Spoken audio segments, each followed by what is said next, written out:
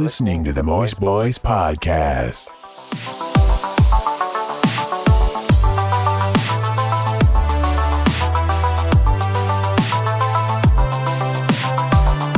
What's up, everybody? Thank you for listening to the Moist Boys Podcast, your gateway to the Animarch. Yeah. Welcome to Animarch, everybody. Right into the Weeb Zone. Yep, we're officially kicking it off. For those of you that are upset that we're not doing anime, Like me.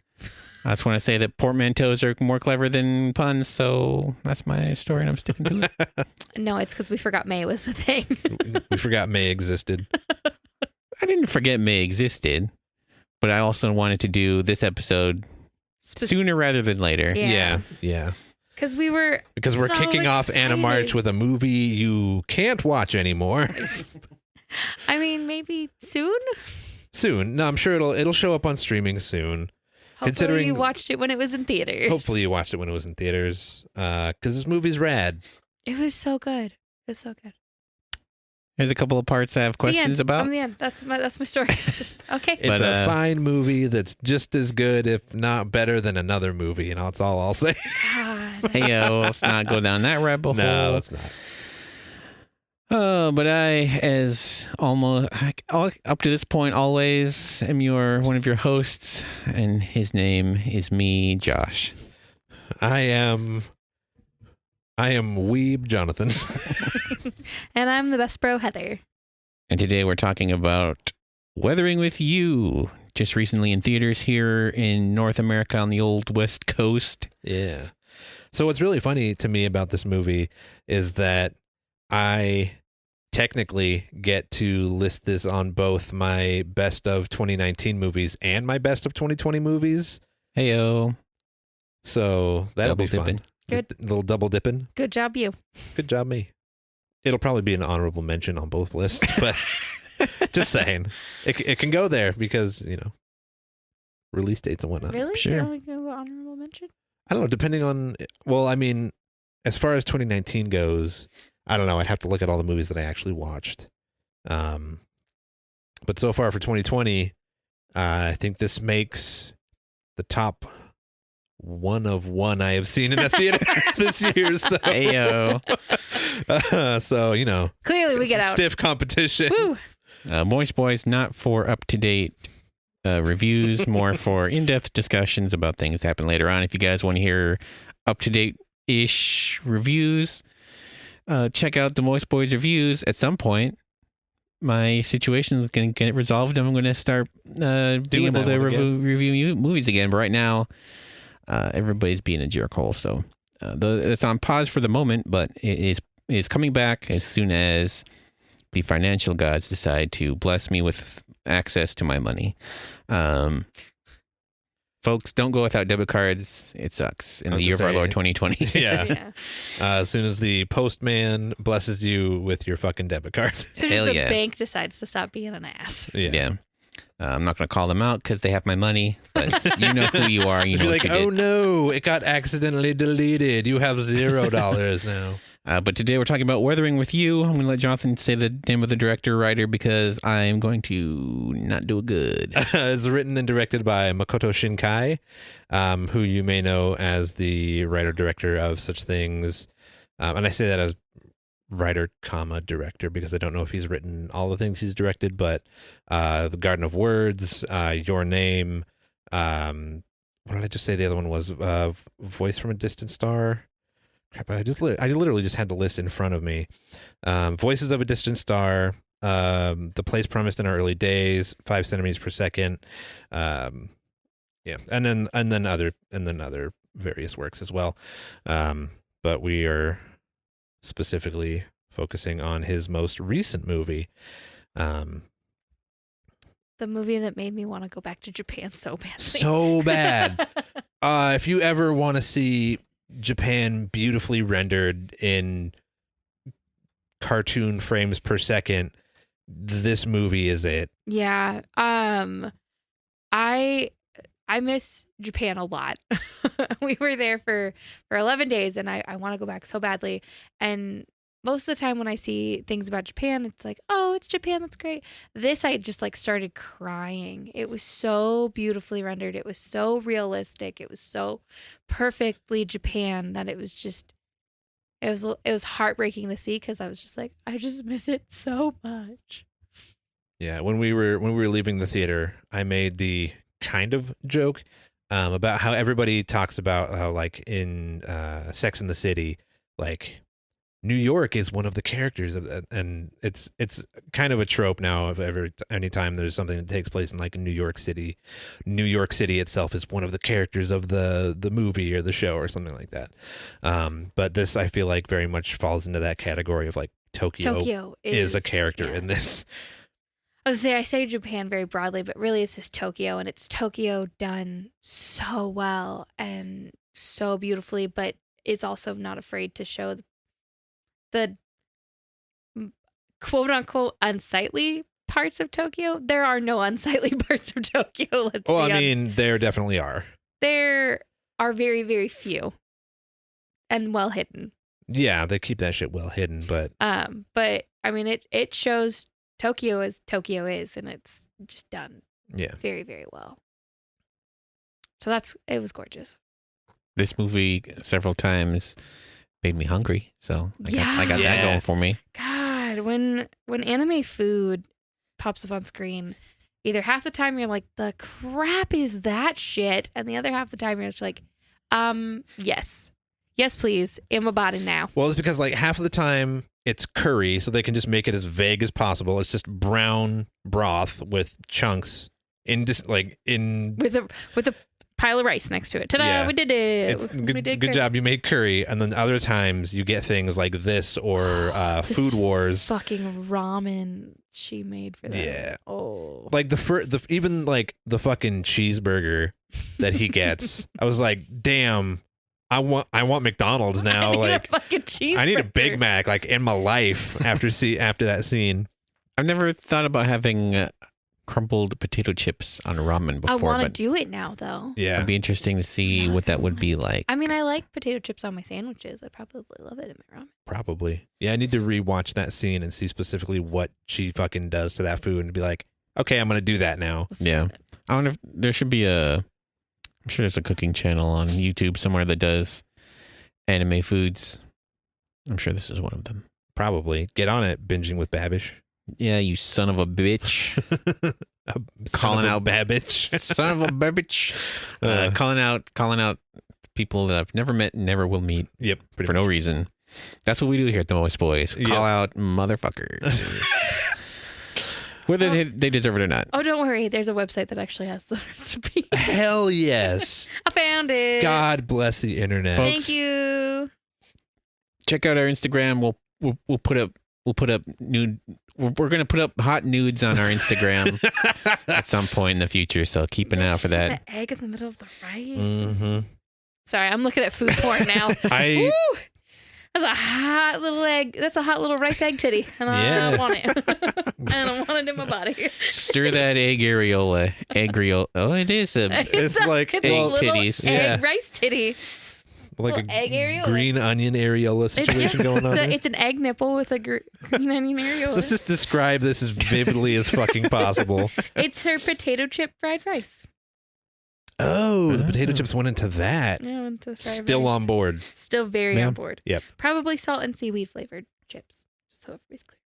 I mean, whatever. We can use we'll just real go- chips. We'll grab something from H Mart. Oh, this does not look hard to make.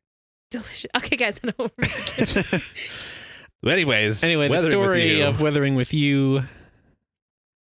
Who wants to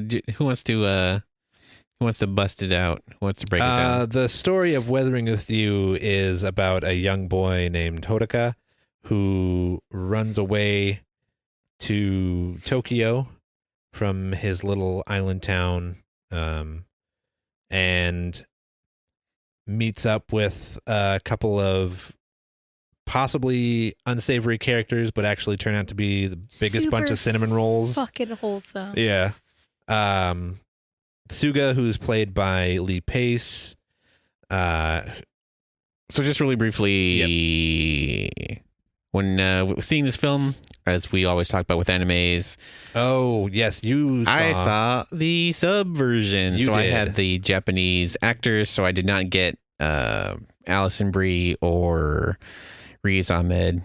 Which is very sad for you, but also not because Yeah, because you got like the OG. Yeah. So Jonathan and I watched the dub Yes. because it's what was available to us. Well, it just worked out best with our timeline because of when the showing was, and because the subtitle showing started an hour later, and so we weren't going to put our babysitter through that No, we weren't. because it was already a 2-hour long movie. But yeah, we got Alison Brie playing Natsumi. Brandon Engman is playing Hodaka. And then, God, okay, can I just... IMDb needs a setting where they you can filter casts of things into the different dubs, I feel like. the regionalizations. Like regional, like if you want to see the Japanese cast, you just click the tab and like go to Japanese cast and it'll show you them. If you want the English cast, you just drop down the thing and go to English cast. But like just having them haphazardly mixed in the same list is so obnoxious trying to find people, because Lee Pace is like 27 people down and he is one of the 4 main characters in this movie. Yeah. But then that's neither here nor there. And I was trying to find. Oh, I know why I'm going on this rant, because I was trying to find fucking Hina's voice actress. There we go. Ashley, God damn it, I apologize. Boacher? Boacher? Whoops. Fuck. And I'm fired. We're canceled, folks. We're canceled. But please, somebody tell me how to say that girl's name so that I can say it properly. I apologize now and forever for saying it how I just said it. So the movie starts with the character whose name is Hodaka. no. It actually Hina. starts. It starts with Oh, it Hina. starts with Hina. Yeah. That's So that's the right. story of Weathering with You it's shown as from Hodaka's perspective. However, our story is Hina's story, and it's the story that based around the superstition of Sunshine Girls, and that there are girls who control when the sunshine comes out through prayer, that they are blessed by the sun gods. The actually, I have it Oh, pulled thanks. up on the. So is it a pre-existing? That was the thing. I'm not 100% sure Yeah. if it is like if this is a real world thing or if it's for the Myth. movie. Yeah, if the myth exists like outside of. Yeah. I would not be the person to ask. I'm just trying to Google quickly. But it starts off with I'm gonna forget the I'm terrible with names. Her name is Hina. Hina. She. As he says many times. Oh yeah.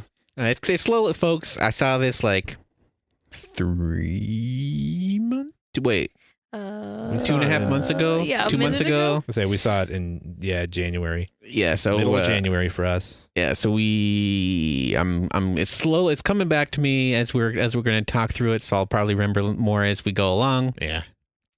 The big things I remember are the like fried rice dinner and the and the cheeseburger. The really important the stuff. important stuff.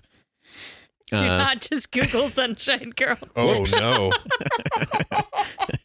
Oh, okay. Or if you do, put that shit on incognito. But she sees like a Oh, that's because Sunshine Girl refers to pinup girls featured in most of the daily newspapers of the Sun chain in Canada. in Great Britain. Just so Yeah. you're aware. All the what is it with the what was or I don't know if it's going on, but like the page 3 girls and stuff like that. Hell yeah. That's Okay, not so what this in is. Japanese That's not mythology, the goddess of sun is the sister of the god of storms and sea, and she blesses girls to be her sunshine girls, and they pray to her, and she blesses them with sunshine. Well, there you go. It is actual Japanese mythology. which we would not be experts in because we are white as fuck. Yeah, damn. Why didn't we decide to research them before so we could sound? Well, you know what? I feel like we do our best research on the fly. We Yeah. Not really actually do. true, but we Much like- appreciate you listening through it. much like dealing with pandemics. It's best to do it just by the seat of your pants. Oh, of course. So yeah, So she's in a hospital room Yeah. with her mother, yeah. who is on life support and is not looking too great. She has something. She has something. That which Anime is moms always have something. something. But I feel like that's more of a running theme in this though, where everyone like the thing they're running away from is something that we never find. Like the only one we find out is the character that Lee Pace plays. Suga. Yeah, he's the only one we actually find out completely what He's doing. Yeah. Yeah. Because everyone else is incredibly vague for I'm not sure what reason. Because like the mom doesn't really appear outside of 2 scenes in the hospital. Just because she did, Died. Holmes. Did she? Yeah, Yeah. man. Did I miss that? Yeah, that's what. That's okay. what the whole. We're gonna get to that. We'll get to there. it, but, like, yeah, that's- dude. Oh, spoilers. That's a huge. spoilers. That's a The huge mom's plot dead. point for later in the movie. Oh my gosh, bro, where have you been? Okay. I was too busy reading to So pay attention to the Hina's movie. in a hospital room with her mom, and she And she sees sunlight break through onto this roof. and she hears beautiful noise, and she sees sunshine break through this roof, and she just runs to the sunshine, and climbs this. Oh my God, you should not be climbing that. You're gonna get some tetanus, girl. Gonna get some tetanus. This thing's gonna fall, and that's oh my God, what I'm trying to think of, the fire escape. Yeah, she's climbing a fire escape. Yeah. Don't climb scary fire escapes on the No. side of rundown buildings. And she runs up to the top of this building, and she passes through a shrine, and she's transported into the sky. Well, she walks through the shrine like as she's praying, Yeah. and is just like transported into the sky and sees a whole other world from that. It's so that world exists just in the clouds all the time. Yes, It's a cloud. Yeah. it's just a cloud, It's a cloud world, world. basically, and they get transported to it and they float down to it, and then like Because she's a sunshine girl. Yeah. And so that's how she gets her sunshine powers. Yeah. But we don't know that. So we see this happen, and then we go to Hodaka, who's on the ferry? who's on Yeah. a ferry, and we find out that it just rains all the time in Tokyo. Yeah. Rains and rains and rains and rains. So something that happens in the scene where he's on the ferry that was interesting to me, and I thought was going to go in a different direction, because they kind of do it a couple times, but what it turns out to be is something completely different. Do we? If it's the thing I'm thinking of, then I'm like, does that get explained? So a giant pool of water just appears above the ferry, Yeah. and then just like opens up and pours down on it. Yeah. So my theory watching the movie, because it happens a couple times, it happens to a couple kids in an alley Yeah. where there's just the pool of water above them and it just comes down. Yeah. So my theory is that like, oh, she's not actually making like the rain clear, or like she's just putting it displacing it somewhere else. Yeah, that makes sense. And so like they do that a couple times within the movie, and it's like, oh, okay, she's just displacing the water, and Which this is makes going to sense cause because something. as Hodaka's on the ferry is when Hina is transporting herself. Yeah. And so it would make sense that that's just her moving the pool of water. Yeah. Yeah. Within the movie, what I think, again, I would have to rewatch it to do, but like there's a spirit that is like battling ish, I think with the sunshine goddess, and it's kind of the thing that like she has to be sacrificed to, like the And water dragon. yeah, the water dragon. Yeah. So I Yeah. think what is the water dragon? It's the water dragon just like appearing and then just like dispersing itself and like appearing somewhere else is what the water is. Okay. Because there's also like little water sprites in the pool, in the Yeah. second pool. Yeah. And that stuff's a little vague. Like no one acknowledges that it happens. I don't think like to anybody else. Like the 2 kids do to each other, Yeah. but like everyone else is kind of. Well, there's only I think I think it's just the two times that it happens. I think so. At the beginning and then like in the middle. And I don't remember what scene preceded that to like show a connection of any kind. So I wouldn't be able to. Yeah. I didn't have a theory at the time. And I was like, I wonder if this is going to get explained, and kind of doesn't. Yes, So and that was like my one thing of like, I wonder what that was. But yeah. I mean, like that makes sense, but it wasn't ever like touched on during the movie. It wasn't explicitly said, which I feel like the more and more we watch, like, I guess you could call this like a science fiction, but the more we watch like just anime movies or anime in general, like that is a very big thing of things just not things being left up to interpretation. Yeah. Is a very big thing in anime. Maybe it's a localization thing. I don't necessarily know that they just outright say it in. Well, you were reading it, so you would know actually if they just outright said the thing. Yeah. Nobody mentions Yeah. that it happens. So it's. Yeah. So I think it's just a thing of like, whereas with, well, it has an ebb and flow to it, I will say, because there are things that like anime will go out of its way to explain. Yeah. And then there are things that they will leave purposely vague.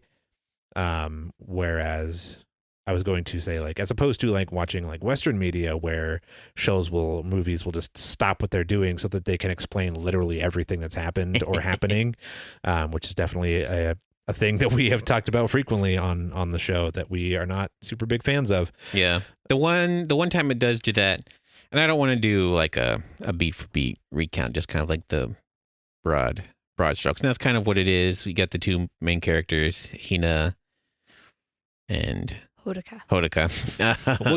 We'll get you there eventually. I got Hina down now, so Yeah. I mean, it's only a dozen more to go. Yeah, one of the two of the easiest names to say in this movie. Yeah. But it's essentially about it's the two of them and their interactions with each other. I will say, like, I was surprised that it took as long as it did to finally get to that point. Like, he definitely lets it unfold organically, rather than just like he gets to the city and immediately runs into her doing her sunshine thing. Yeah, like it's a thing where they take their time getting to it. I did like the so again, spoilers, the niece character. Oh, Suga's niece? Yeah. Yeah, she's rad. Because she's Allison Brie in the one we saw, so of course she's rad. Not in the one I saw, still enjoyed it. There's a couple of Shinkai weird stuff that he does, like very early on with her, like Hodaka. Oh, like finds her sleeping on the couch. Yeah, and like walks up and staring at her titties. Just like looks down her shirt real quick, and then she like wakes up and is like kind of into it. Yeah.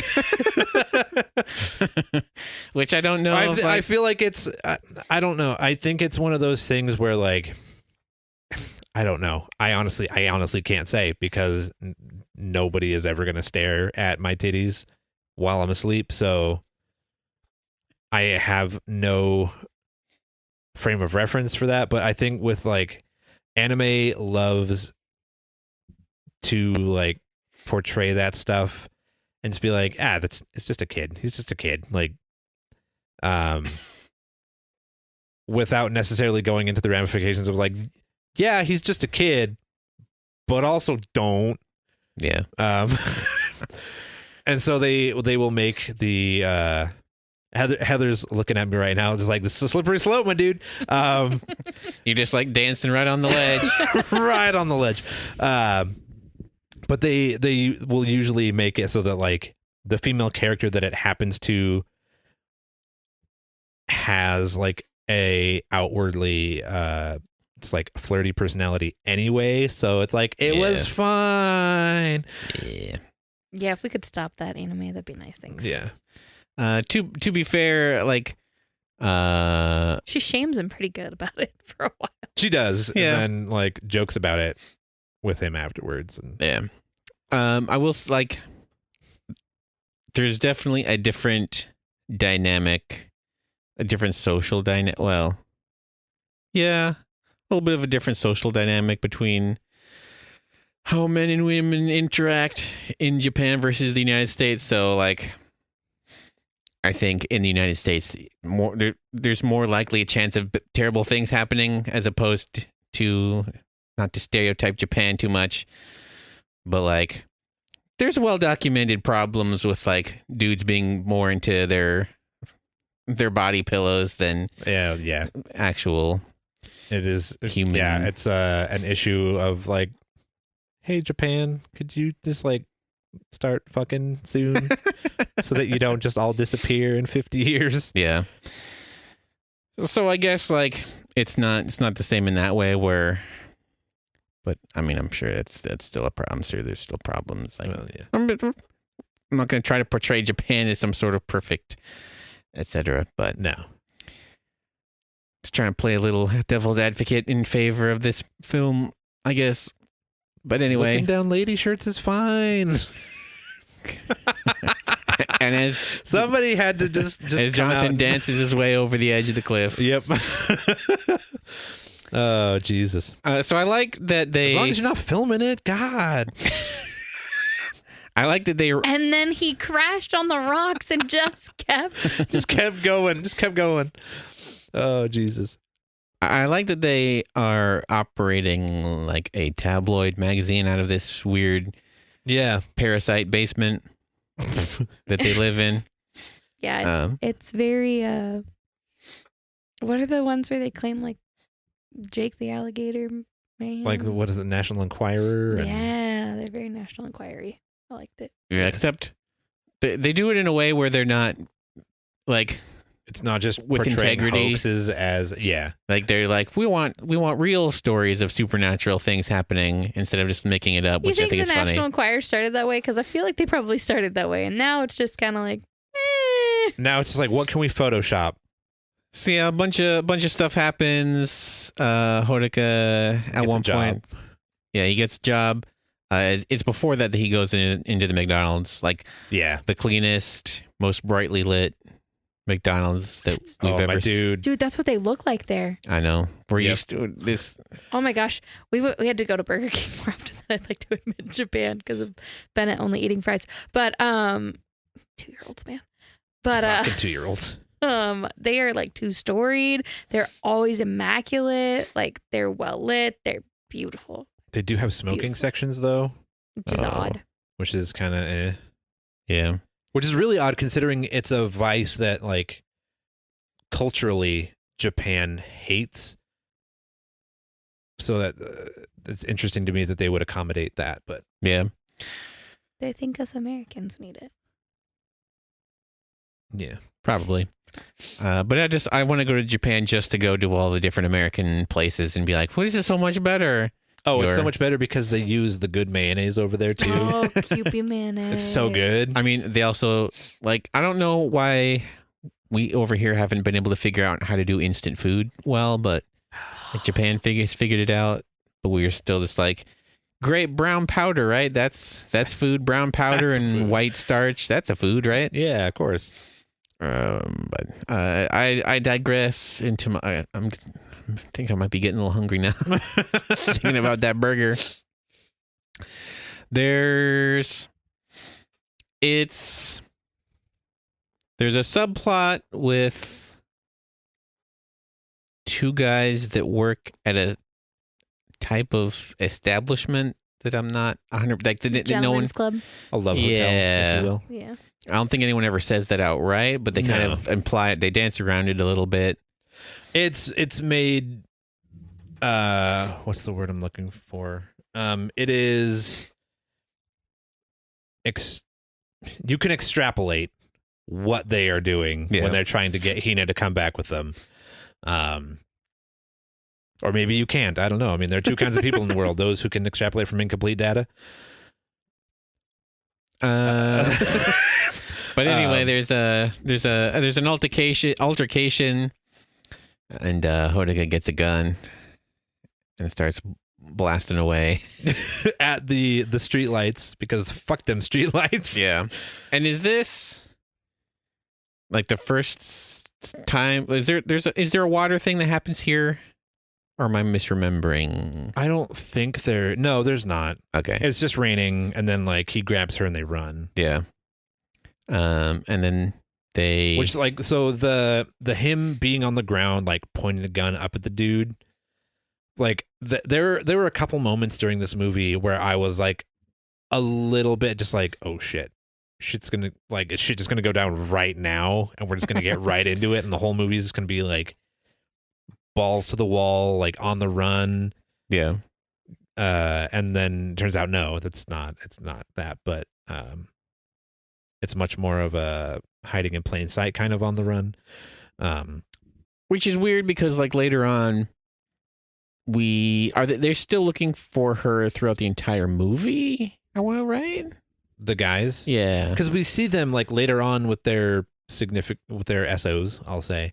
yeah, and then later again, like they're being chased by the police, and then I feel like it was a subplot that they were trying to find her, kind of, maybe not, but that doesn't make sense because she's all over the news, Yeah, and like maybe they're not. I don't remember because there's also another subplot with a couple of cops with a strange relationship to each other. The cops are not a subplot, I don't think. Well, They have a them few trying to scenes. find Hodoka is not a subplot. it's not our A story.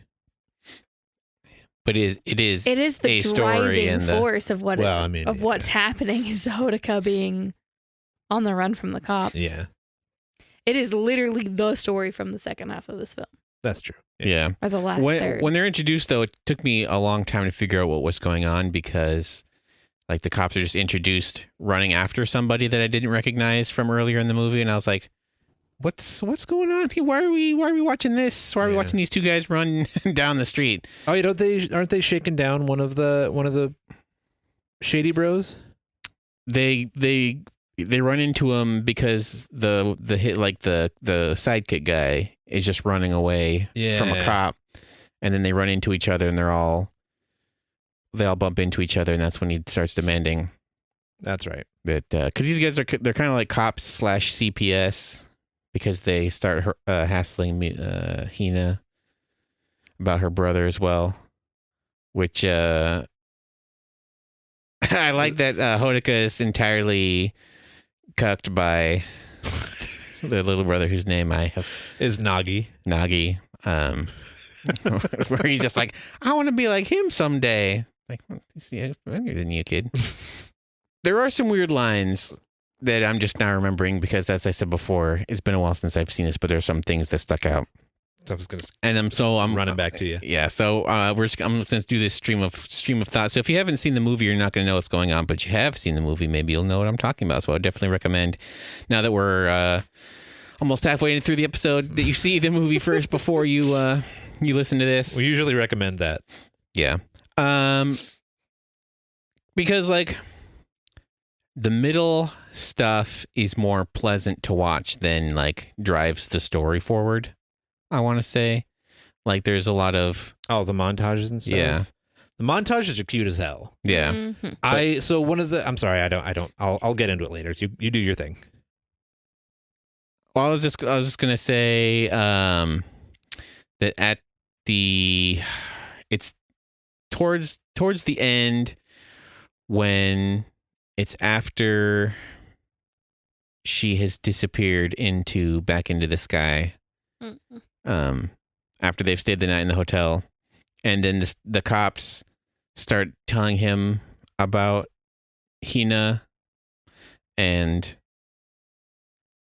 I don't know, they're just the way that it could just be the subtitles were not great, but like the way that Hodoka was explaining to the audience that Hina was actually younger than him, it was just like it came out weird. Because he was just like, Hina was only 15, so this entire time I was the one that was older this whole time.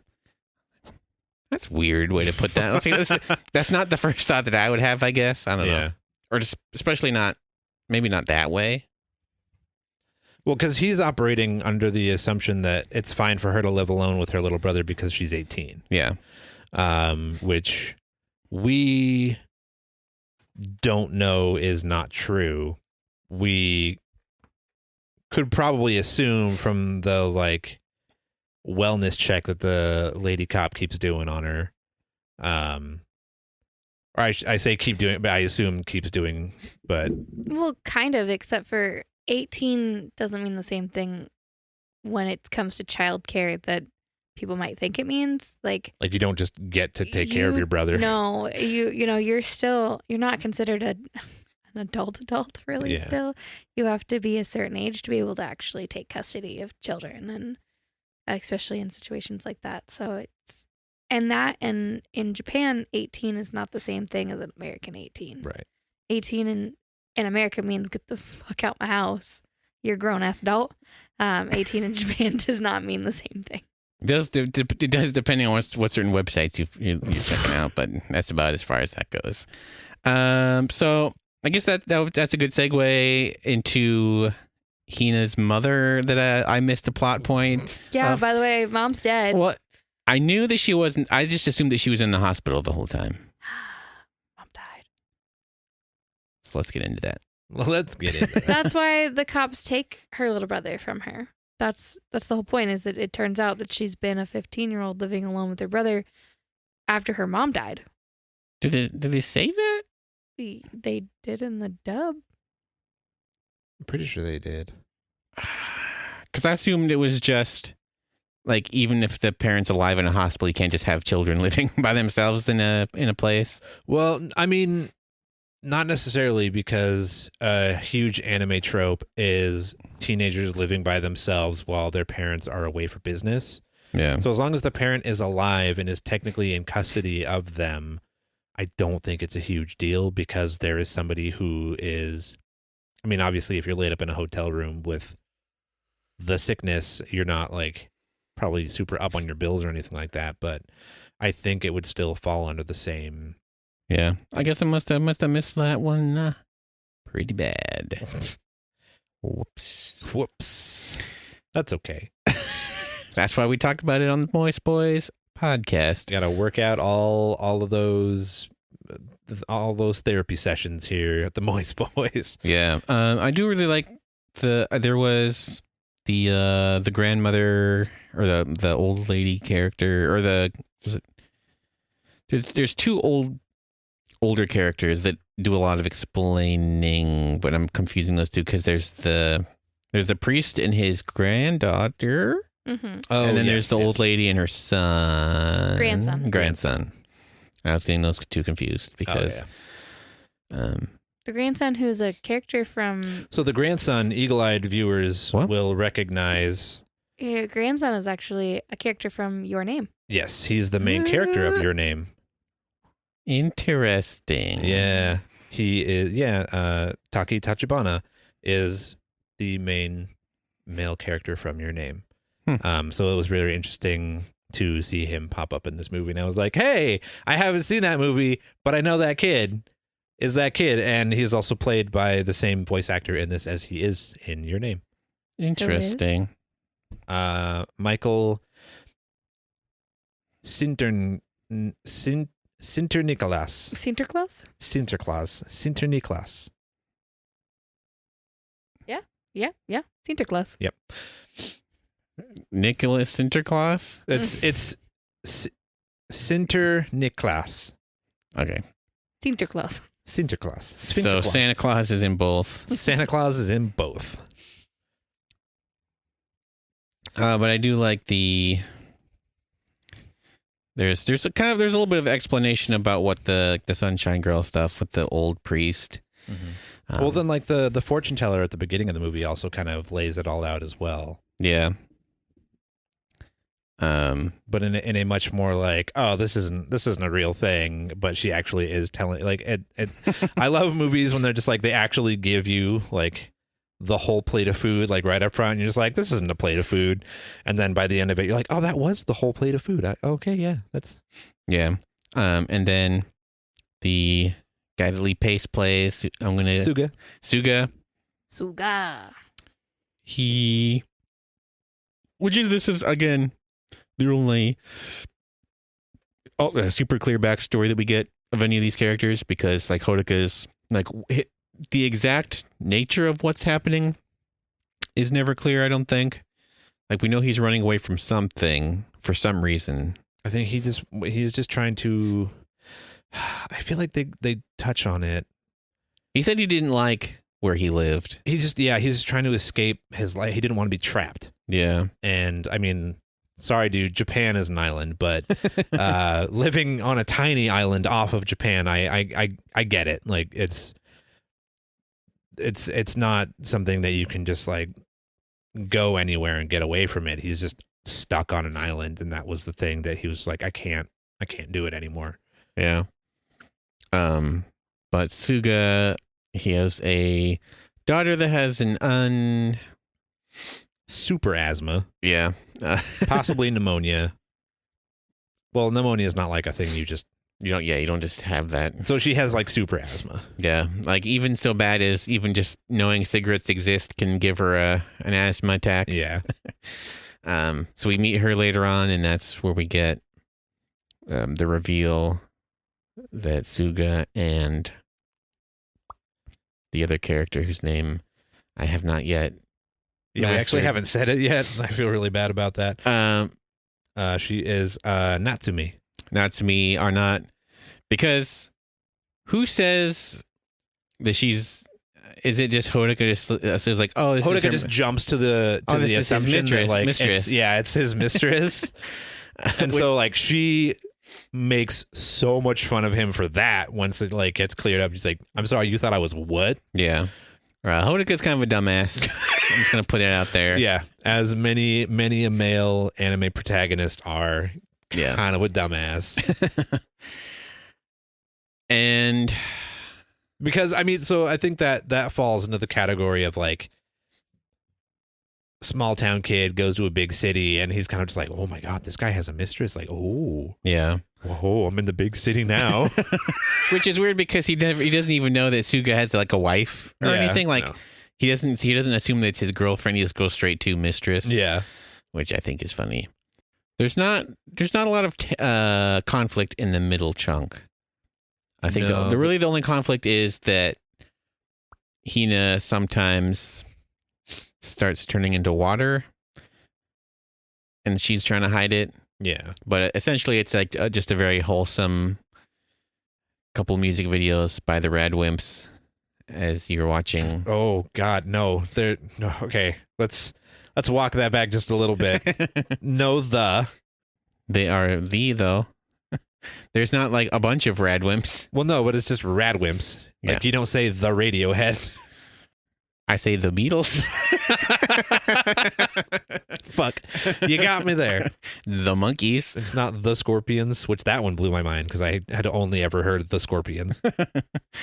And yeah, so there's a lot of it's mostly like just a lot of good visual, or like a lot of visual stuff that happens. Yeah, all of the so a lot of people always shit on animation when it reuses animation, but I think this movie does a really good job of like not hiding it, but using it to show that like the thing that Hodaka thought he was getting away from was like his mundane small town, but like things can still be mundane when you're in a giant city and you have to do the same thing over and over again. Yeah. So like the shots of them being like stuck in traffic, it's like, yeah, dude, you're in Tokyo. Of course you're gonna be stuck in traffic.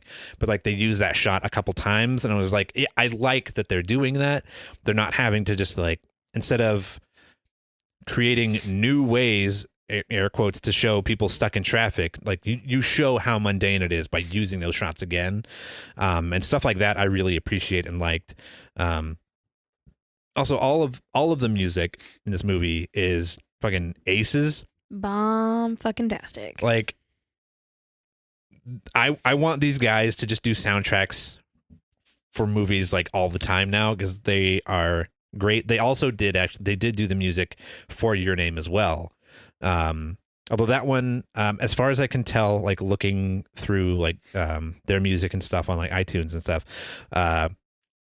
is that they used they pulled from their existing catalog for like some of the songs that are in the movie. Whereas this one, it seems all of the songs I think were actually written for this movie.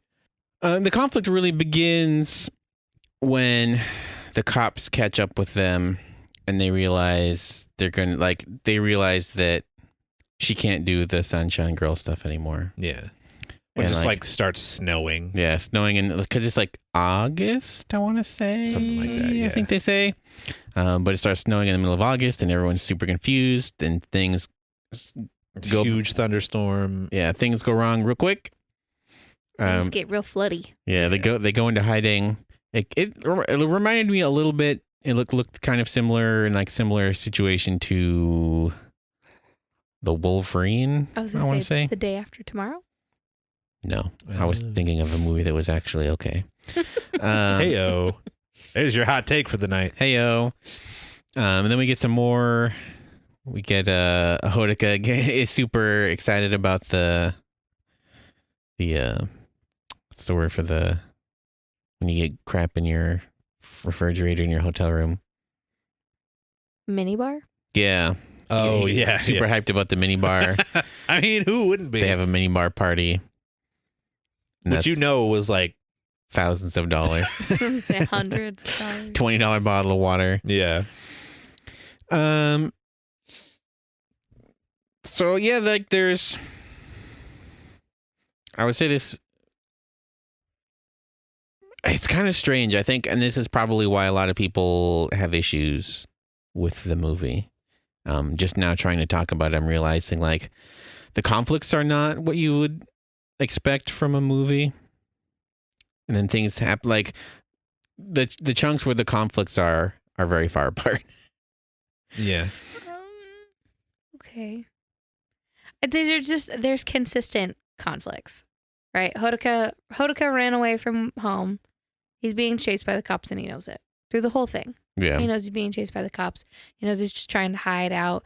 You know, for Hina, she's doing the same thing. She knows that she's not supposed to be living alone with her little brother. She knows that she's having to lie about her age to find a job.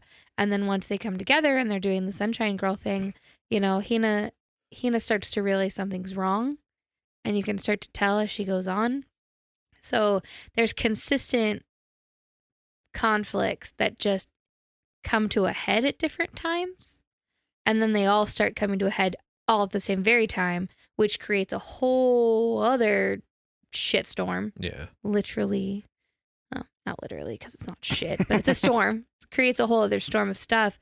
And so then we see them trying to resolve the issues. You know, they've been found out. They've been caught by the cops at this point. They are on the run. And they have to go super on the run because, like, the cops come and talk to Suga. And so he is basically just like, you can't be here anymore. Yeah. If they basically think that I've kidnapped you.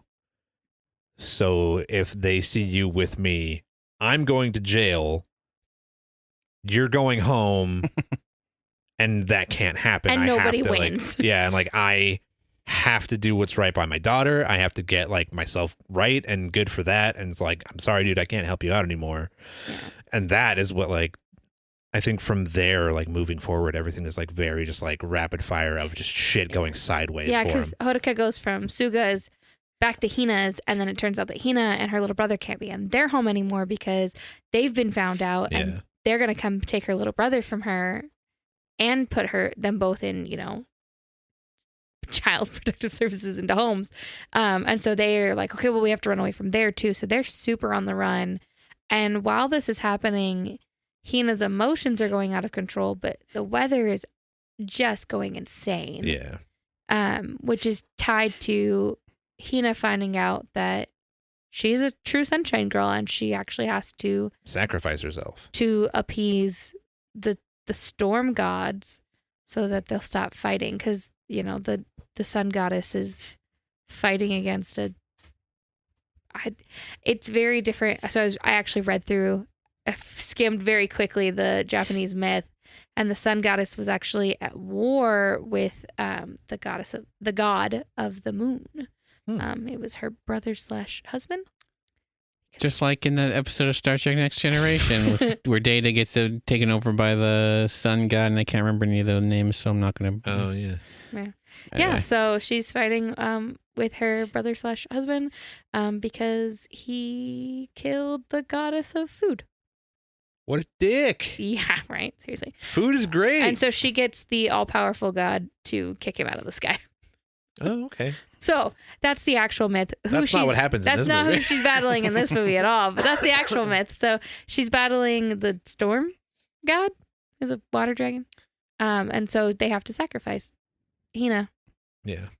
Except for no, Hodoka says no. Well, okay, so I feel like there's an interesting conversation, probably not here though, to be had. Yeah, no, not on this podcast. Not on this podcast. But I feel like there's a conversation to be had about like, man, if people knew what they did, like, they would be completely ostracized from civilization. But I feel like for the most part, the Sunshine Girl thing is just humored. And people are just like, oh, sure, you do your little prayers. And the sun came out. Oh, yeah, yep, you guys did it. Whereas if like at any point it ever came out that there was like, yeah, she got sacrificed, the world was fine, and then he went up and got her and brought her back, then everybody'd be like, yeah, okay, sure thing, bro. But as the audience, we know that is what happened. Mm-hmm. So I get my do we hate Hodoka? I was gonna say it's an interesting thing of, you know, all of our martyrs have choices. They can choose to sacrifice themselves for the quote unquote greater good, or they can choose not to. And in this movie, they show both sides. You know, Hina sacrifices herself for the greater good. That's what she chooses. Yeah. What she didn't expect is Hodoka coming out of left field going absolutely fucking not. Yeah. And going up and getting her and bringing her back. And so the world does calm down, and then the world starts to rain all fucking over again, just raining. Yeah. And then we actually find out at the end of this film that it doesn't matter either way. Yeah. Because it turns out that this god and this goddess and this I don't know, demon water dragon bro have been fighting for thousands and thousands and thousands of years, and it's just a cycle, and they're currently in the middle of a cycle. So you can sacrifice Sunshine Girls all you want, but we're probably gonna just stay in the same cycle. Yeah. Where he might be appeased for it's just going to repeat itself. It's just going to repeat itself. And so instead of saying, okay, well, we're going to fall into this cycle, they step away from it. Yeah. And so it's a very interesting concept, because usually we're used to people going, I'm going to say, especially in anime. It happens a lot in anime where there is a savior, where there is a chosen There's a one. lot of greater good. Yeah, there's a lot of for the greater good. And so to see an anime where they're like, well, she tried, but that's ultimately not what's best for them. And she doesn't do what's right for the greater good. Yeah. And it does haunt her a little bit, but also at the same time, like, in the end, who fucking cares? Yeah. It's rain. Calm down, peeps. Yeah. Well, I mean, large Flash chunks flooding of is not Tokyo or underwater. Yeah. Which I like that we get like a little bit of like Tokyo history about how it's like, oh yeah, you know, all this stuff used to be underwater. The city was just built out. And now like what used to be like the like the Edo period, I think. Mm-hmm. They're talking about like it was the port. And then the city just kept expanding, and they got rid of the port and moved the port more and more outward. And like, so that was water at one point, and now it's just returned to what it was. It's like, hey, that's cool. Like, way to just be like everything, regardless of what the cycle, what you're talking about is everything is cyclical, regardless of what the cycle is. But yeah, I don't know. I liked it. I liked the movie a lot. Me too. It's one of those endings where you're sitting there as someone who's used to like, and then everything was fine. Yeah, Western media were like, there's going to be some sort of bullshit. he's gonna talk like he's just gonna be like a weird old man in the sky or old person in the sky that he has to talk to. Dormammu, I've come to bargain. Yeah, and then they're gonna come back down. Everything's fine, but not so much. Well, this like anime will go like one of two ways. Anime usually likes to go much more into and she sacrificed herself and the world was fine, but he was a broken shell of a human being and that was how he lived the rest of his life. Or they kind of go into that like he all of a sudden had dual wield swords. He went up and fought God and then brought his girl back down with him and everything was still fine. So to find an anime where he went up, he brought her back, and everything wasn't fucking fine. Everything went to shit. I mean, not as bad as the shit it was in. It was real stormy. It just started raining again. Yeah, it just hit its peak, and then like everything just calmed down after the rage subsided. Yeah, I can imagine in another anime that shall remain nameless that Hodaka would have just pushed Hina's head into the water until she drowned. The F are you watching on? What? Previous episode. Go back and listen to our episode about. Oh, yep. Nope. He would have just choked her out on a beach. Yeah. Hey, you guys were.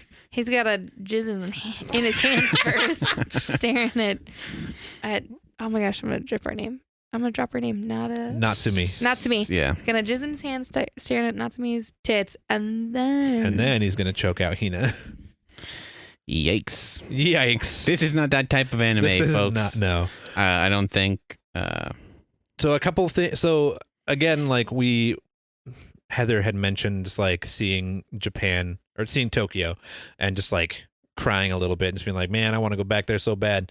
There was only one. I was expecting this to hit a little bit more emotionally than it ended up for me, which I guess would kind of be my like.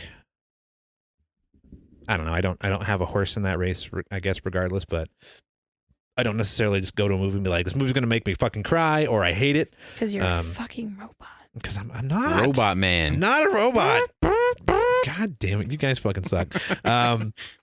So I would say that the thing that did get me was the scene after he goes up into Cloud Cuckoo Land and like is bringing her back. Just the scene of them like falling through the sky together and like the music is playing and all of that, and it was like that just fucking got me because of this, I'm a very like visual like imagery kind of person, and like everything about that scene was just like, this is what I came here for. This is what's getting my feels like, and that got me a bit. But like story beats nothing story beat wise like got me to that place. Yeah. The closest I got was when what's her brother's name? Nagi. When Nagi dresses up in drag so he can escape from the police station. God, it's so good. Oh, Nagi's such a fucking little player, and I love it. Oh my God, it was so good. So is that good. the same kid on the bus? Like when the first girlfriend gets off the bus and the second girlfriend gets on the next stop, and it's like, oh my God, he's a little player. And then it turns out to be Hina's little brother. Like, fuck, this is so good. And I think that was like part of Hodaka's like, I want to be like him when I grow up. Yeah. What a nerd. What a nerd.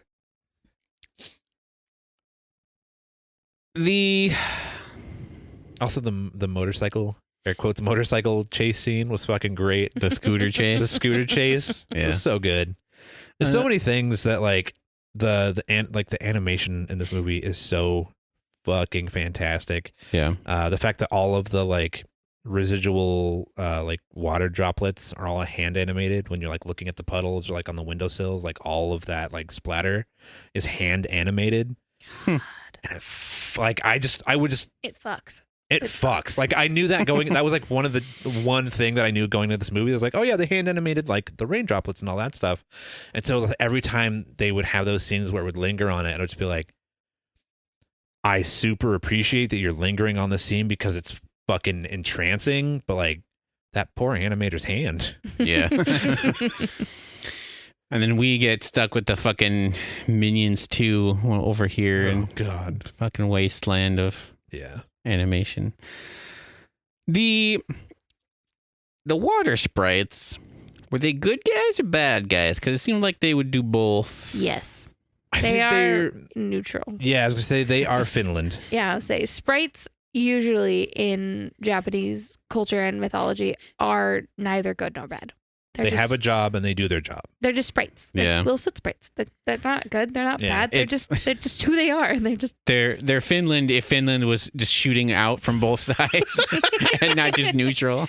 Okay, that's fair. they just are who they are. They're not meant to be good or evil. They're just meant to be sprites. Yeah.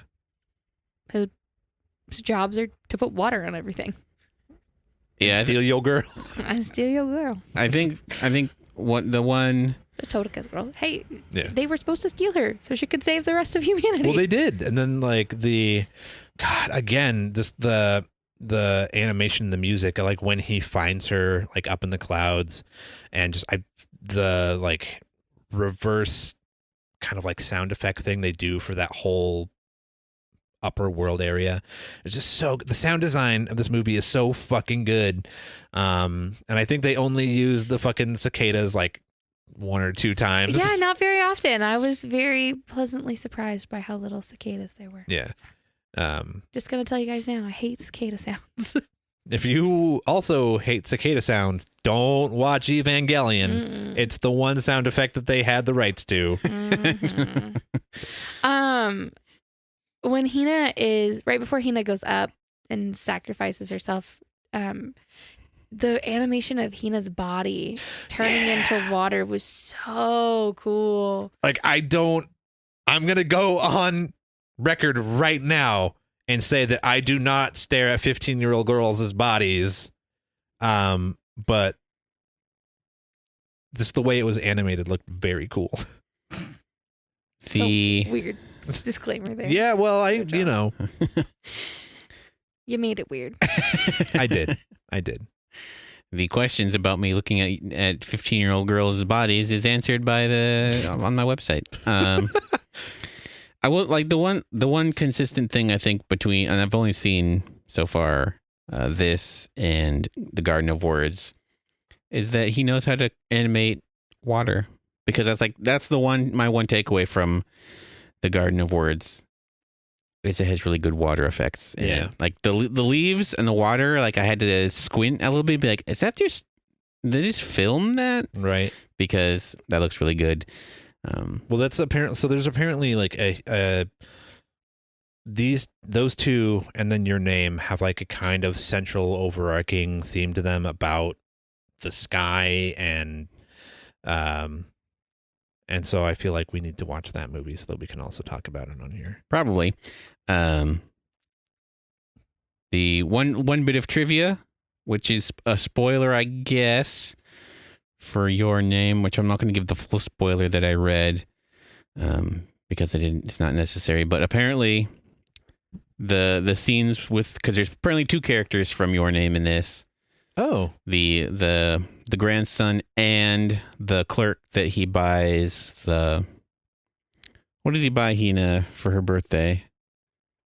oh, the ring. Yeah. Yeah. The clerk that sells the ring is also, this is I think if I read that correctly, the other main Oh, character right. from Your Name. And so those scenes are essentially this is kind of like the continuing story of, like, it's supposedly Your Name ends like in the middle of, like, right after that scene where he's doing that. So who knows if they're still alive anymore, I guess. Whoops. Since they probably drowned in the subway somewhere. Yeah. So Merry Christmas, everybody. Came early this year or late, depending on how you're looking at it. Any other thoughts about Got some Clooney's. Yeah, the soundtrack is rad. I have that downloaded. I've been listening to that a lot lately. The Rad Wimps, for those of you that are curious. Yeah, just go look up Radwimps, and it's spelled phonetically, so it's pretty easy. Yeah. And yeah, just go download their stuff. They're good. I don't know. I really like this movie. I liked it more than I actually thought I was going to, because I can't remember if I was talking about it on this or the scrapped version of this, but I don't have a great relationship with this director's work. Some of his stuff kind of just leaves me more depressed than anything. And so watching a movie that I had no idea what I was getting myself into. I just knew it was a movie. I knew he directed it, and I knew the rain was hand animated. Which is more than I knew. Yeah, that's fair. John was like, we're just going to go see this movie. And I was like, okay. What's it about? I don't know. Oh, okay. But yeah, I walked out of the theater having thoroughly enjoyed it. And apart from the anime, the titty staring, I don't think there was anything that... Oh, I have to talk about probably my favorite scene in the movie. And this is kind of completely ridiculous, but when after like the huge rainstorm and everything is flooded, and like Sugo wakes up in his apartment and looks out the window that is flooded, and then opens the window that is flooded and water pours in, and he's like, "What the fuck?" Fucking priceless. I would be interested to know what order, because I know they're not the same country, so don't come at me at this. But there are a lot of similarities between that and some of the scenes from Parasite, because like he literally lives in the basement sub thing of that, and there's also like a big rainstorm in Parasite as well that plays a huge part in that. And like there's also a lot of flooding, so it's kind of like they came out around the same time. Yeah.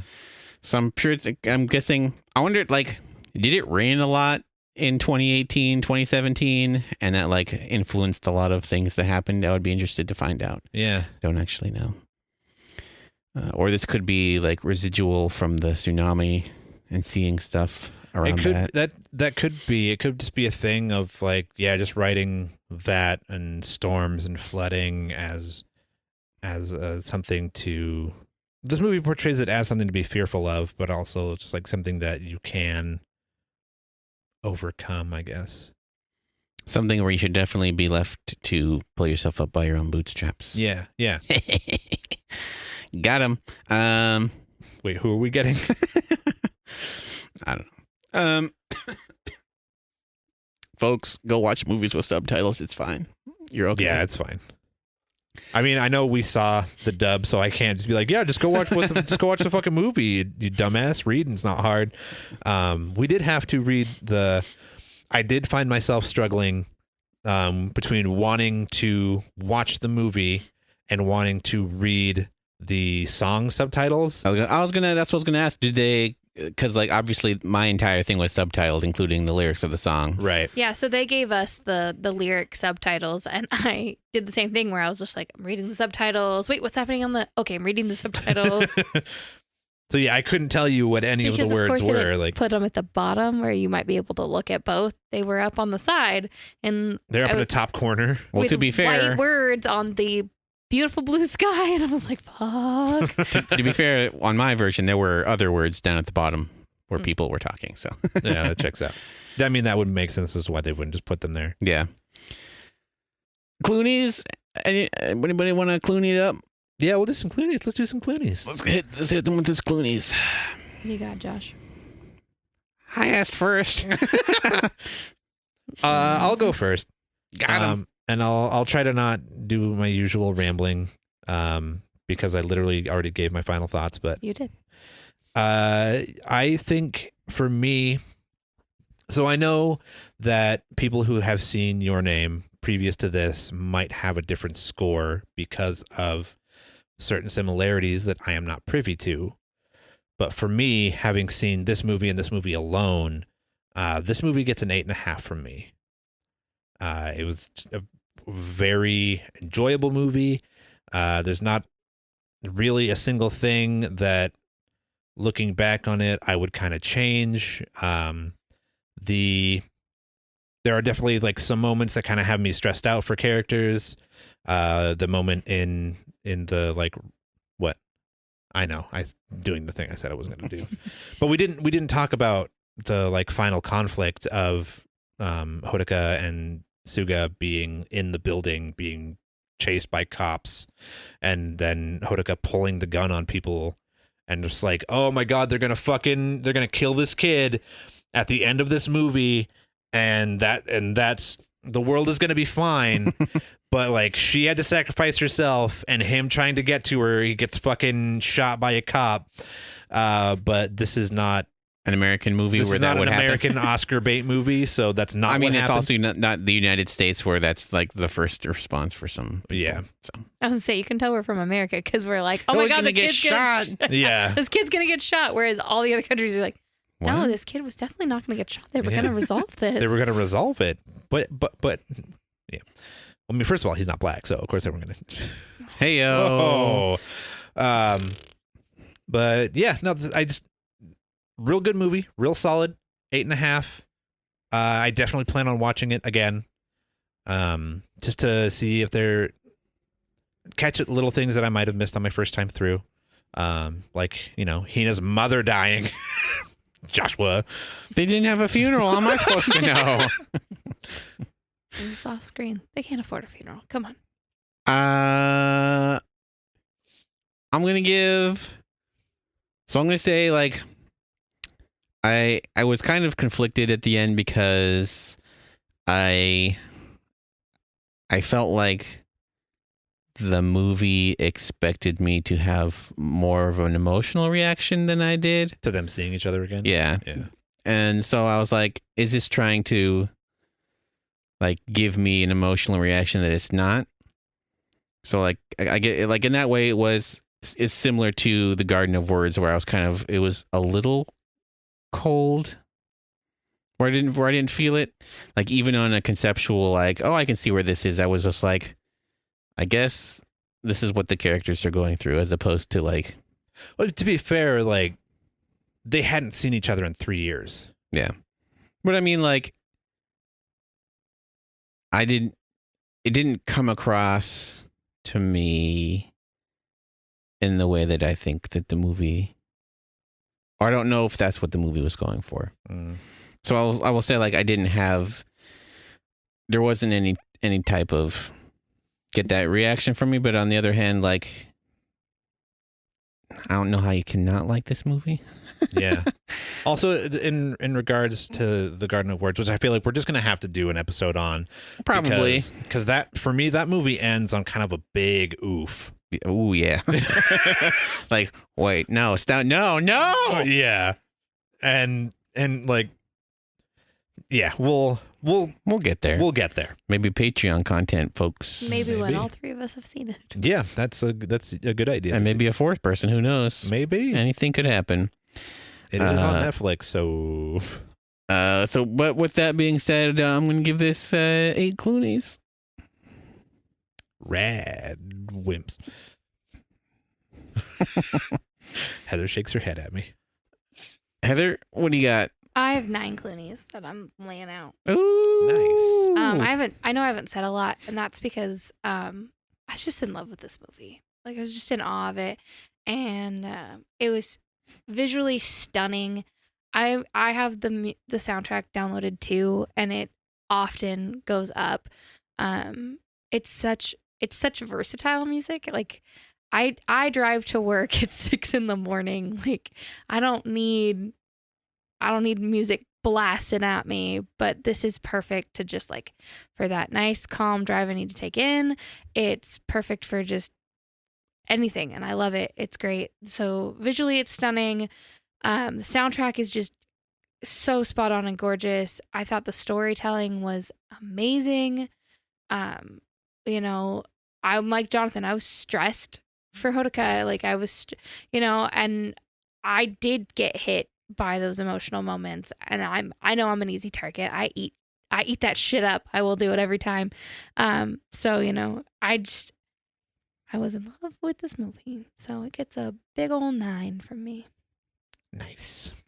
Yeah. Before we start our winding down, I do Also, want. anytime I get to hear Alison Brie, I'm happy. The end. I didn't get to do that. Same. I was going to say something, but I won't because it's not appropriate for 2020. It's not that bad, but I still won't say. I will say this is like one of the best. This again, like the consistent thing that he has great animation style and like I don't know if it's just the people that he works with or if he has how much he has to like how much he animates himself. I'm not sure like how. I think it's just he has an animation team that he works with. Yeah. And they are fucking aces. Yeah. It's just a good blend of digital and still hand drawn stuff that you can definitely you can tell like even with anime that I think probably has the best digital animation because like even though I know people love Pixar, like it still has a look. Yeah. That I'm just like they're doing it because it's cheap. Of the ones I've seen so far, it's probably one of the best looking anime movies that I've seen. Definitely of the ones we've talked about, it's definitely up there. So to be fair, we haven't watched like a lot of really stylized anime. Well, I mean, like I have in my like just regular watching it because I want to watch it, but like as far as stuff for this, yeah, I feel like we've watched a lot of things that are trying to create a real world but animated. But there are definitely some things that like we could get into later on down the road that are much more like abstract, and I've already forgotten the point I was making. That often happens. It does. That's what we're here for. But it would be interesting to like kind of contrast the animation of something like that to something like this and see what we feel like, what our sensibilities are towards like what do we prefer? Do we prefer something to look like when I see something animated, do I want to see something that's animated but I could still tell what it is, or am I fine watching something that is so completely bonkers that I know what it is in the context of that world, but it just looks so weird to me that I'm just kind of put off by it. Yeah. Well, I will say like I know this is probably like the like any anime fans out there are probably going to roll their eyes, but there's definitely a reason why Miyazaki is like the most popular director, and like I just want to go to the places that he animates, which is I would say was like is it like not having been to Japan. Like I didn't have that same like I wanted to go to the places that were animated in this. Yeah. Whereas opposed to even the people that like he works with, like I think the Secret World of Arrietty was the last Ghibli movie. That's a Ghibli movie, right? Yeah, that But one's it's not a directed- Miyazaki though. Yeah, but it's directed. I mean, it's his team. Like his It's the team. his team that he put together. Like I want to go and just be in those. Even not having ever been to a place like that, I just want to go to the places that Studio Ghibli animates. Yeah. Well, like the places, yeah, same. Because like while we went to Japan, we saw this Japan where like we passed Miyazaki's Japan on the train, Yeah. but we didn't get to go to it. And so I definitely have that like passing like rice fields and rolling hillsides at 300 miles per hour on a train. Rad and invigorating, but like at the same time you pass all those things, you're just like, man, next time, just, and so but yeah, I 100% get it. Thank you all for listening to this one of the weirder episodes I feel like we've done in a long Thanks for listening time. to this Mad Lad ramble session. We were all over the place. I think there's a couple I think we're varying combinations of tired and trying to remember the movie that we saw 2 months ago And really wanting a Big Mac now. and really hungry for a Big Mac. Seriously, if you guys don't go get me a burger right now, I'm gonna be real mad. While also trying to I mean, I'm gonna figure out how to make potato chip fried rice, so we'll be fine. Yeah, that's while also trying to be on a diet that's no fun. yeah.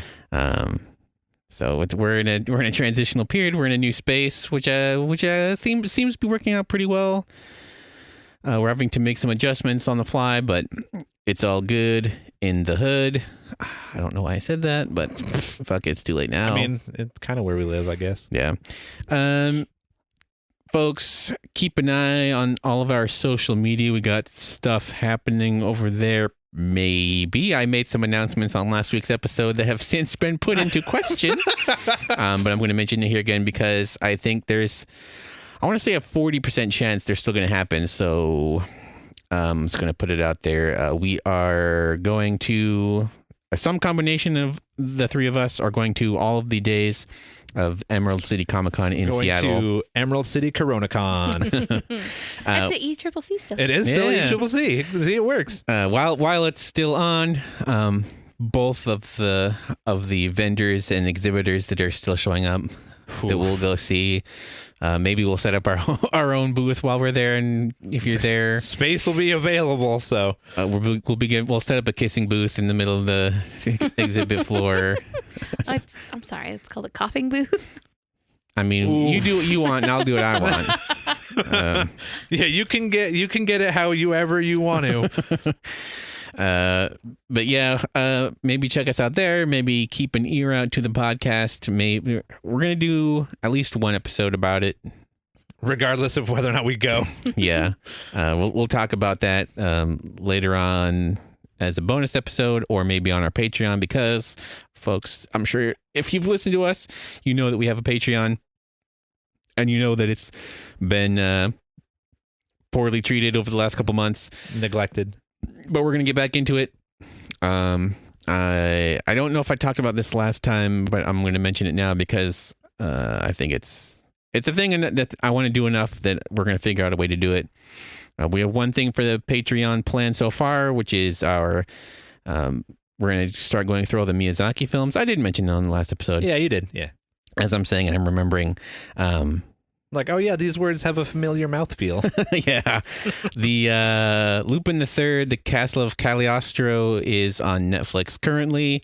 I want to watch that one. I've already seen it once, and I want to see it twice. I want to say, or at least, I think it'd be too distracting to watch the dub and the sub at the same time because there's like. Drastically different. It's incredibly like new conversations are created, and like a lot of stuff is changed on that. So I would be interested to see. For those of you that aren't aware, that's Hideo Miyazaki's first. Probably theatrical release. I'm not sure. It was probably released, theatrically. But it's like his first big. He had done TV before that. I think he had worked on a Lupin the Third TV series. I want to say before that came out. Yeah. This is like the first movie he directed, though, right? Yeah, his first feature-length film that he did. There's a lot of Lupin films that came out. This was the only one that he did. And then he took a hard left turn into rural Japan. Yeah. And well, to be fair, there's a lot of rural jurors. 30 Rock reference for anybody out there that watch 30 Rock. There's a lot of stuff happens not in the city. oh, okay. And that too. There's a lot of. I will say, like, it's a very 70s era anime movie. I'm looking forward to it. For the good and the bad. Yeah, I've honestly been like wanting to dive into a lot of like that era of anime and just really dip my toes in it and see how I feel about it. Yeah. Because my home is like that mid to late 90s, early 2000s kind of era before everything just had like a weird gray wash over it that started happening around like 2002, I want to say. Yeah, that's probably when I started noticing anime and being like, I don't want to watch this. Yeah, the gray wash is bad. A lot of anime did it, and it's just not a good look. And like all the colors just really flat, and it kills so much of the enjoyment of things being animated, but like Yeah. there's a lot of really good stuff. So like getting into that era, because I started watching like just like random like 80s era like anime movies Yeah. that are just so bad. But are just like fantastic to watch because like they had an idea and they didn't know where it was going to go, but they ran with it anyway. And then like you get to the end of the movies and you're like, I mean, it ended. That's an ending, I guess. So I want to go back further and get into the 70s era stuff. Like, I want to say Space Battleship Yamato, I think it is. I believe is from that 70s-ish era. Yeah. And then like Lupin the Third stuff. The one that I want us to get into, because it's one that we grew up on a version of, but I want to get the original version, is Gatchaman, Yeah. because that was I had completely forgotten about it for the longest time, and I can't remember how I just happened to like stumble across an image of it, and I was like, oh my god, that show. Because growing up in the early mid-90s with the original Cartoon Network, back when they just took all of the cheapest 70s shows and 80s shows they could possibly find and just aired them over and over. Speed Racer. Yeah, that'd be an interesting, like, I'm so interested in like the historical artifactness of how the American businessmen just bought a bunch of cartoons, or like, here, write scripts for whatever looks like is happening on screen. Yeah. And then release it. So it'll be interesting to see like what was the original, because I'm assuming that these had like maybe not all of Oh them. my god, I just had a thought. What if Racer X isn't actually Speed's brother? I mean, what if they're not actually, what if none of them are actually related? What if he's just like, they just work with him and they're not like a family? Yeah. So that's the kind of stuff we want to find out here. Oh my god. But yeah, Gatchaman I want to get to at some point, because that was the first young Josh crush back in the day. Ooh. Was I don't have no idea anything She was about. called Princess in Battle of the Planets. Yeah, but who knows what her original character was. No idea. Fuck, I was actually just at Half Price Books today, and they had a Gatchaman collection. I think there's only one, because there was like 50 episodes, I want to say. Because there's like 2 seasons, I think. Yeah. Maybe 3. The collection made it seem like there was more of it somewhere. I mean, that's like, they would parse stuff out so badly. Yeah. In the 2000s, back before the 2010s, when everyone's like, hey, how about we just have everything have it be the thing. Yeah, they'd be like, here's a volume of Darkwing Duck, some random episodes. Yeah. They still do that. Like Disney Plus only has certain seasons of, like, I want to say Chippendale Rescue Ranger or one of those from back in the day. They don't have like all the seasons, but yeah, we're gonna, now that we've gone on another really weird tangent. Yeah. I say, those of you who stuck around through this, fucking God bless you. We love you. We love you. Thank For you. your reward for that is up on our Instagram. We have nobody's done this yet, and I'm really disappointed in you guys. Up on our Instagram, there are some colorful panels that we've put up on the walls. There are three panels, one for each of us. If you go on there, comment about who you think chose which one, because we each chose one of them. I'm going to be sending out some of our wonderful stickers that I'm going to put a picture up, courtesy of Sticker Mule's Monday Madness. I think that's what it was. Yeah. Something like that. Something like that. Black does not count. Black does not count. Yeah, not the black ones. There are 3 colorful ones you'll see. If you have listened to this show, one of them should be pretty fucking obvious. I'm assuming that all 3 of them are pretty obvious. Maybe. Yeah, Maybe. Maybe. But go ahead and comment on that, or you can also find us at Moist Boys Pod. I put them up as well on there, I believe. Yeah, I did. But just leave us a comment, tell us who you think was who. If you have anything that you want to say at us, get us on our email, moistboyspodcast@gmail.com. We are not being sponsored by, there's an app that's on several different platforms that we need to look into so we can watch it on TV. But there's an app called Midnight Pulp. There's some stuff on there that we want to start getting into. Yeah. Everything on there, well, not everything on there, but we want to go through the free stuff that they have on there. They have a bunch of free content. They also have a premium subscription if you guys feel like it, where you can get, I think it's just like, they have some more stuff, and then $5 a month, I think. Yeah, ad free as well. Yeah. Supercharged Man Ken, Superman. But I watched an episode of that. Each episode's about 7 minutes long, so I feel like that'd be a good little like stinger to put on some of these episodes. We can review those. But thank you for listening. Thank you for sticking around. Thank you for staying awake.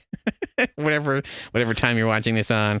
And we'll be back. I'm not sure. We have 3 more episodes left to do, by the way, for our Animarch. We've got Millennium Actress, we've got Fireworks, and we've got A Silent Voice, which I think most of us have not seen any of those. 3 of those movies Heather needs to watch.